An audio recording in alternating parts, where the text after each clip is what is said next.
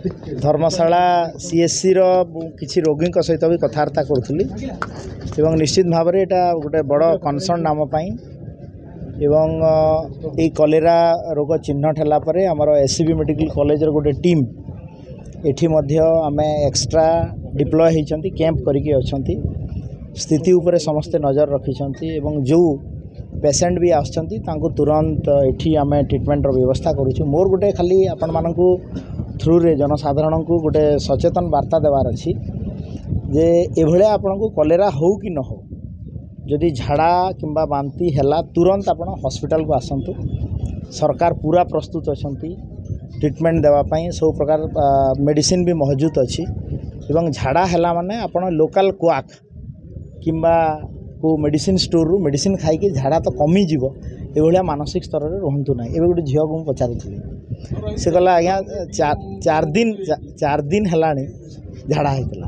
होता जो दीदी गाड़ी कले से हॉस्पिटल को आसी तो ये भाया परिस्थिति न हो एवं आमे पूरा आपको प्रतिहत करने सरकार प्रस्तुत अच्छी। आज गोटे सेंट्रल टीम आसी सर्वे चली आमे आपको केमती कंट्रोल करा सरकार तरफ आपण देखंतु आमे यार मुख्य कारण बहुत मल्टीपल कारण थाई पारे किंतु सरकार तरफ सचेतन करने डिसइनफेक्शन कार्यक्रम टाकू